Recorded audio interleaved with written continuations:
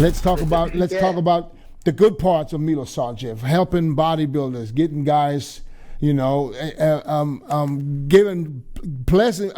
giving knowledge to people that, and I know who you are. You don't charge for everything. You just love to give knowledge and spread the wealth of the knowledge to others. And so let me ask you this though: how hard was it for you when you came back to get back on your feet? What was your game plan?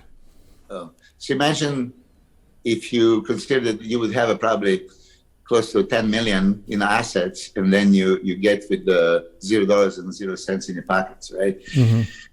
And then you are labeled as a thief, a terrorist, the domestic violence guy. I mean, all kinds of stuff that was like horrible all over the internet stories that was going about me. So I was actually being a few times asked for some jobs and positions, and they do the background check, and because of that I couldn't get anything, right? But you mentioned something that I was often not charging for people to understand, right? I did my thing when I was competing, and even when I was competing, I was helping some guys. And it was usually you start with this not charging. I'm sincerely helping, like I never charge you, right? You're my friend and a top bodybuilder we can put on the Miss Olympia, not sell somebody, you name it. You think Flex Wheeler I charge, or Chris Cormier, or Melvin Anthony, Dennis Wolf, the Gustavo Badell. I mean, so you as a business part of you is going to look at me, what a fool I am, right? But I was doing this passionately because I want to help guys. It was not about the money. I had some knowledge. They want me to share it. I share it with them, and then you take it a different level. Now, you can't just say this and that. Now you have to observe and inspect what you expect and this kind of things. So I became quite good in what I was doing. And as you know, 2007, I got another problem. I got suspended from the IBB. I got suspended from the IBB, and I was not allowed to neither compete or to coach. And so 2007, I lost that part of the business as well, because I couldn't coach like Dennis Wolf, who I coached in 2007 throughout the whole season. And then basically, he had to leave because I was a no-no coach. By the way, 2007 was the breakthrough year for Dennis Wolf. And I'll just remember when you just posted the video of him doing the mandatories at the Olympia. Unbelievable. Yes.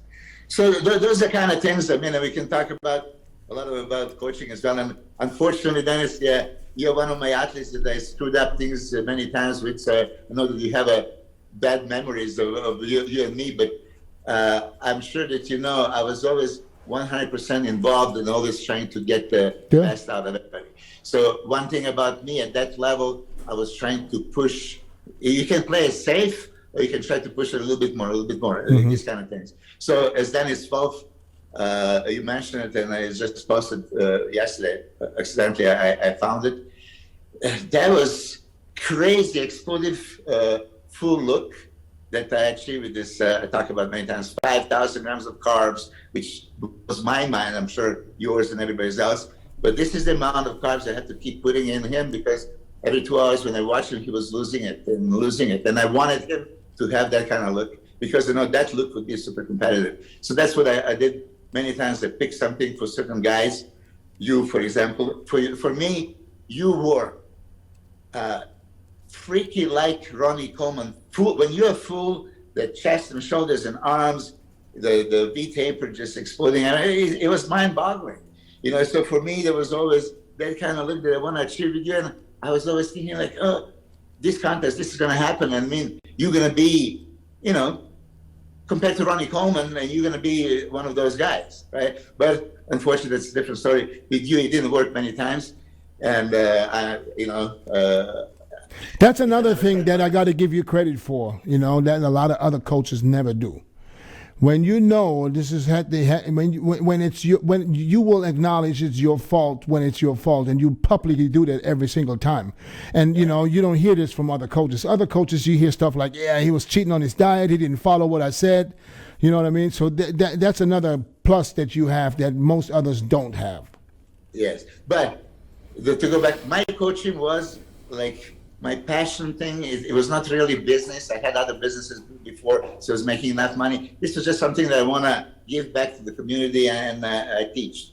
So now when I left the country, no business, no money, no, really, I didn't put the $100 away for a rainy day, because, for me that was a no. That's, if I'm hiding money from my ex, I'm cheating. No, that's, in my country, my parents, marriage, it's you and me, it's us. It's not yours and mine. It's everything is ours. So, this is how it was. So it was a super bad situation, because really, when you are 40-something and you have not a penny to your name, and then you go to the different country and you have to start from zero, it opens up a completely new can of worms. Like, oh my God. So now, to make a long story short, I was charging for my coaching, and I get pretty good at it. As you know, this is what I do. It's very hard when you do online coaching internationally and you can actually be there, because it makes a difference. Yes. When I can be there and watch every 2-3 hours, it's completely different. So I came back 2017. This is the first time actually also I saw you. I didn't watch bodybuilding from 2010 to 2017. I didn't see Olympias at that period of time. And 2017 was the first Olympia I've seen that Phil Heath won. Big Ramy was second that year. I remember even then I was like, whoa, Big Ramy, if he was just a bit more conditioned, he could have taken even 2017 version of Phil. Mm-hmm. But ever since then, of course, up until now, coaching is my main business. This is what I do. And fortunately now, in the last few weeks, I had like several guys qualified for Mr. Olympia. Yeah, huge success with those guys. So how do you manage having 3 guys competing in the same show, and how is it for you when you see them on stage, and who are you rooting for when they compete against each other?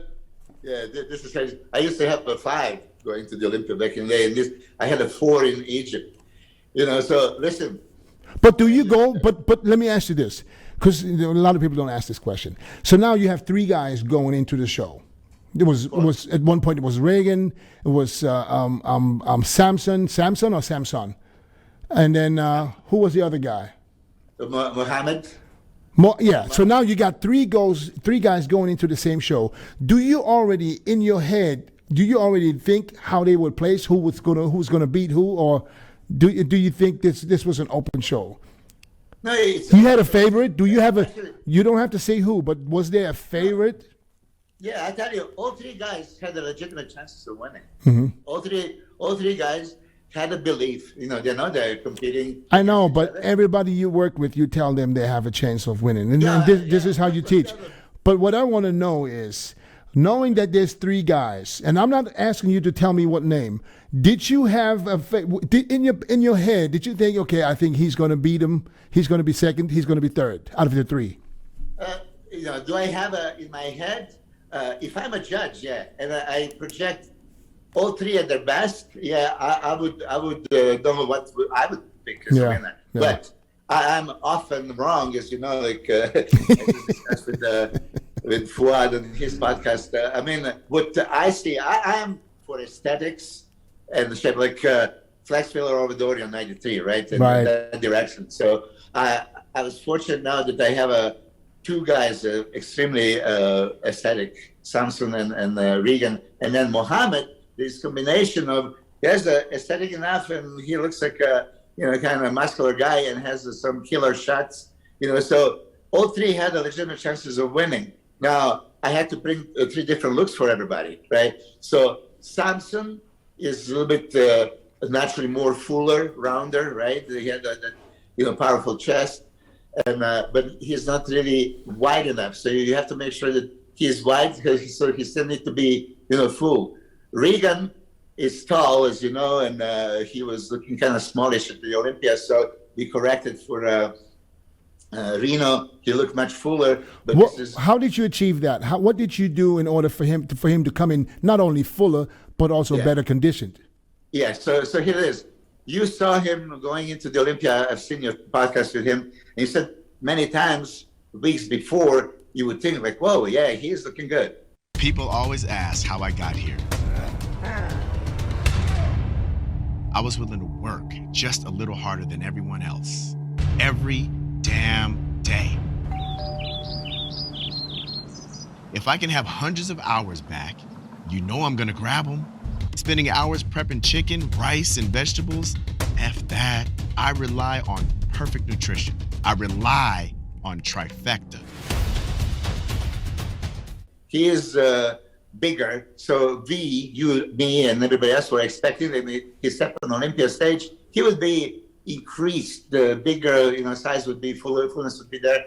But it wasn't. For some reason, he really, for me, looked out of place. He was smaller. He was a little bit softer and then smaller. So he didn't really leave an impact. Whoa, it was, if there was just conditioning, he would probably still be small enough. So now I have 2 weeks.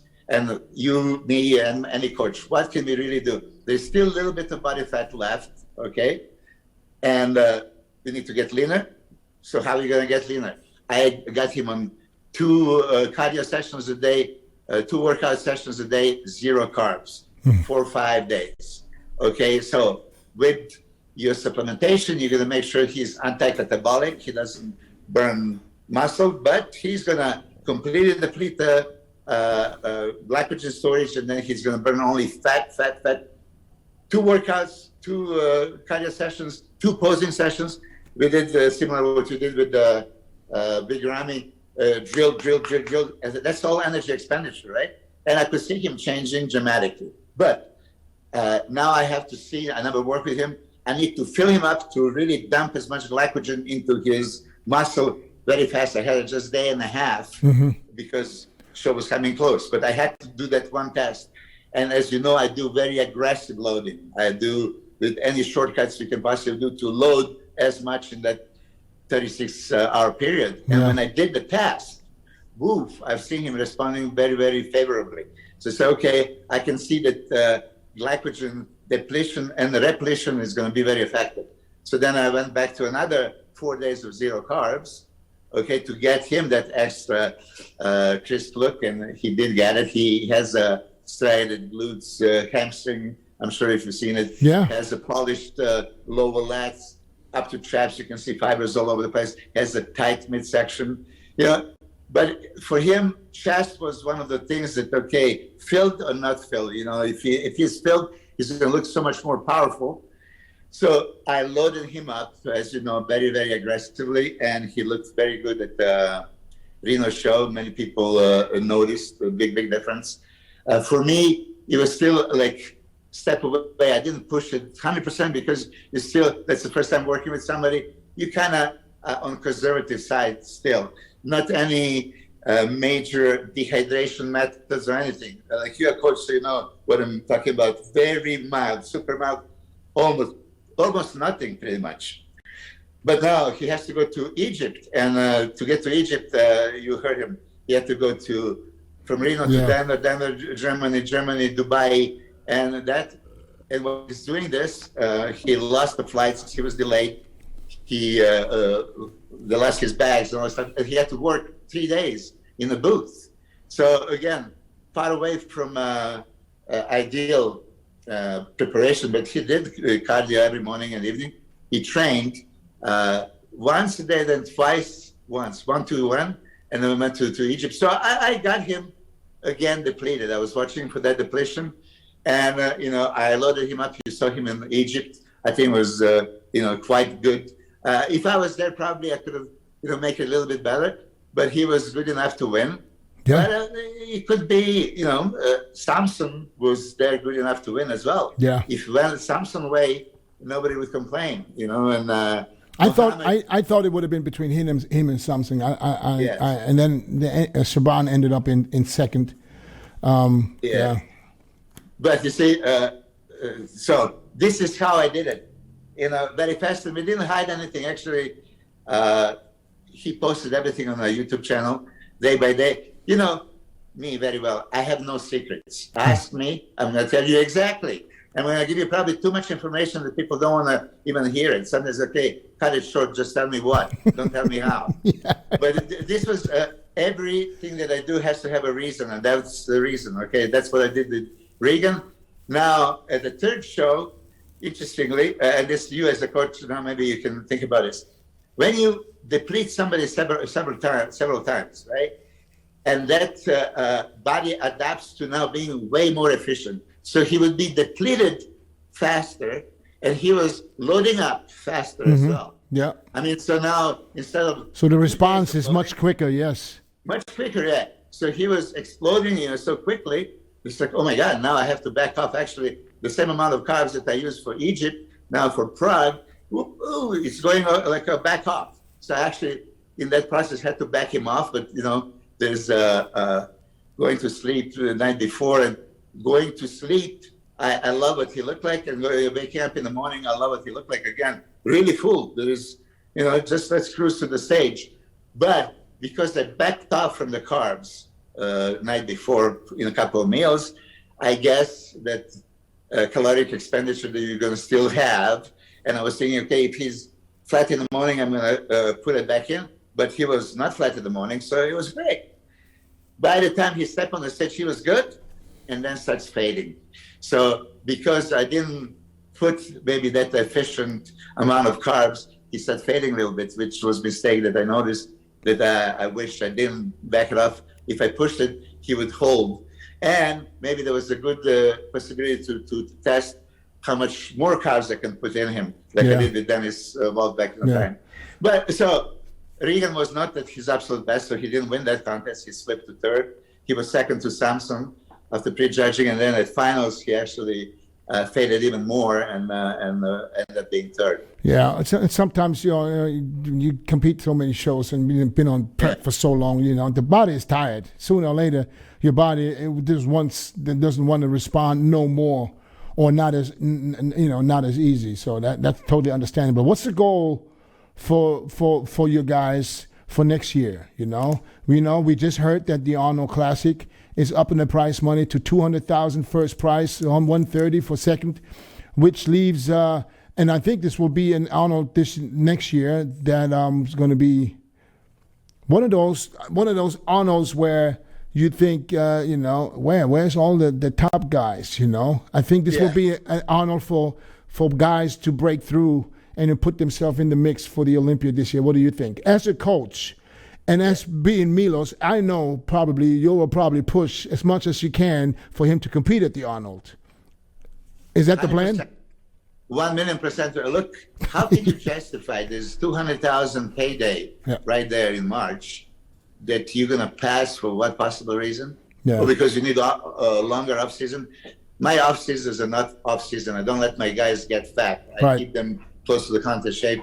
I mean, back in the 90s, if any prize money like this would be announced, everybody would compete. Back in the day, I had issues just to qualify for Mr. Olympia. I know that Vince Taylor is going to be on every single one of them, and Chris Cormier and Ronnie Coleman and Ken Lebroni. They're all going to collect a paycheck. I mean, if it's a paycheck to be collected, how can you really pass it? So this Arnold, and we heard from you first, the prize money is so high, and as soon as Regan asked, I said absolutely. Samson as well, if he can get. I was just about to say it would be a great show for him too. Yes, hell yes, because listen, that's opportunity to, I'm not going to say win, compete at a big show like this. It's Arnold Classic, as you know, especially if it's done well. Yeah, it's going to be a show. Yeah, it's going to be a great one. Miss in your life, and it's such a prize money, and that is plenty of time from Arnold Classic to the Olympia that you can. Prepare and make more gains. My name of the game for them is they're improving right now. You diet down, train hard, and supplement smart for months. When the time comes to step on stage, don't leave your tan to chance. Go with the pros. Pro Tan. #1 worldwide since 1987 and the official sponsor of the Olympia for the last 15 years. Don't step on stage without it. Pro Tan. Contest is over. I got him off the things, as you know. They're not exactly counting the calories, but eating very, very clean and watching. We don't want to, get fat. So once the prep starts, it's not like you're way behind, needing to burn so much fat in process. So both Samson and Regan are hoping for invitation panel. If they do get invitation, of course they're going to be there. Yeah, I don't see why not, because like I said, guys, I think Hunter, I heard, wants to do it. But other than that, I don't think there's a lot of people from the Olympia going jumping in. I know Nick Walker doesn't want to do it this year, so he wants to take the whole year. So this will be a great Arnold for some of the guys to make a name for themselves and put themselves in the mix for the Olympia. Because if you win the Arnold, that's almost first call out at the Olympia. Yeah, it should be. Yeah. You see, the people don't realize how close those guys are. Yeah. I mean, many times going to show, I beat this guy in the previous show, so he has no chance of beating it. At any given day, anybody can beat anybody. And this absolutely. This is how it is. Absolutely. So if somebody brings something special and improved, all those guys are contenders. Yeah. Last topic I have for you is, you work with a guy from Iran. I don't know how to pronounce his name right now. I know Barros, whatever. Behruz Tabani. Yes. Unbelievable shape. Unbelievable competitor. I mean, this is a guy that, it looks to me like this is kind of like a bigger Hardy. Okay? So you work with him. How hard is it to get him over here to compete? I know there's some issues with visas now. Same problems? I worked with him almost a couple of years now. A year and a half at least. And there was even last year, there was targeted shows, preparing for it. He couldn't get the visa. This year, he was going to go to Egypt, and then he made it to Dubai. He got there, but the last step to get the visa for Egypt, that he thought him being there is going to be easier, it didn't happen. So for Prague, it didn't happen. As we speak right now, it's still like 1% chance that he might get a Spanish visa, but it's still not happening. And more contact Emilio. I did. Emilio is helping us because he's got some contacts in the government somehow to issue visas. Emilio is pulling all the connections. We talked to the lady. Her name is Taba. She's trying everything, but I guess it's just not sufficient amount of time. They didn't give up yet, but it's not looking good. And this is heartbreaking to see that somebody looks so good, is competing, is dieting, and that tells us, what Hardy had to go through these last years. Yes. I mean, you know that better than me, actually, because you went to many Arabic countries many times. Hardy was qualified for Olympia so many times he couldn't even compete. I spoke openly about this. Something has to be done. I mean, I contacted Honey Rainbow, just to see maybe you have a formula, you have a system, you have a connection. He says, Milos, this is such a nightmare. And he did it to get to the United States. This is Schengen visa, European countries, it's completely different. And when Behruz placed third in Romania, immediately Emilio was contacting me and said, okay, let's try to get him a visa immediately. So first day he sent all the information, passport and whatever is needed. But the whole week, can't he just drive to Spain, because there's no borders?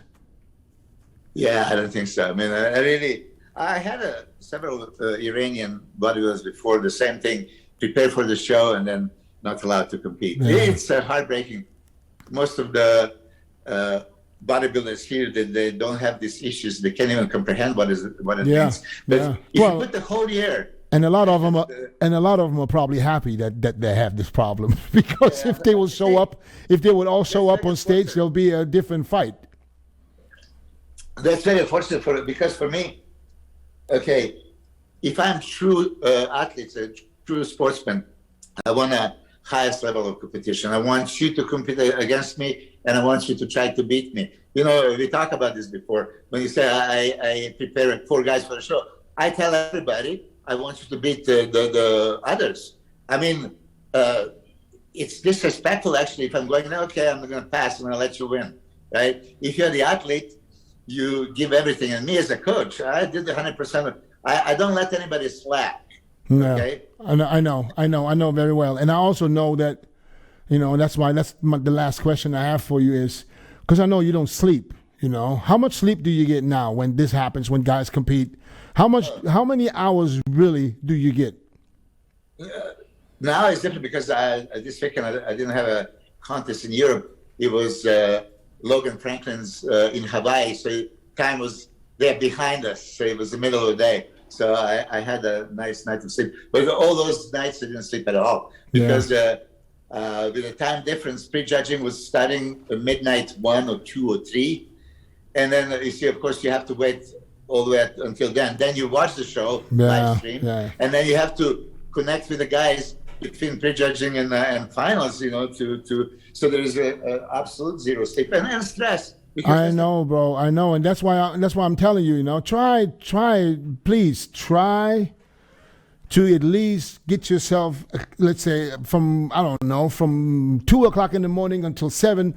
Give yourself 5 hours to get some sleep where you don't have to worry about nothing, because stress is what kills people. Okay, stress is probably the worst. It's the worst killer out there for me right now, because from what I hear, stress related, it's all stress related. So try to relax, because some of these guys, and we all need you around. We don't want to hear Milos stressed out to the point where he fucking didn't wake up in the morning. That's always, as we talk off the cameras, that's always a fear, right? But I feel absolutely healthy by all means. Yeah. I just did the blood test. I can tell you this: my cholesterol is spot on. HDL 41, LDL 77. I mean, first time is really, really super regulated. Because I have a hereditary cardiovascular issues, and all of us have a mother, father, sister, super high cholesterol. Mine is for the first time actually perfect. My blood pressure, people think they see me red and say, Milos, your pressure is to the roof. I have a hypertension. I have a 100 over 70. 110 over 70, always. I can do it right now in front of you. No, I believe you. I mean, look at Rami. Rami is the same. Rami weighs 300, he can be 340 pounds, and his blood pressure is 110 to 60. Yes. I've never seen anything like it.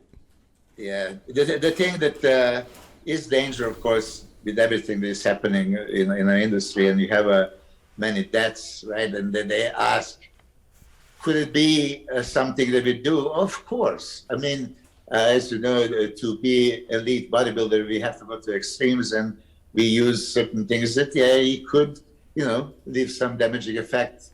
So if you or I or anybody else says, there's nothing to it, there is.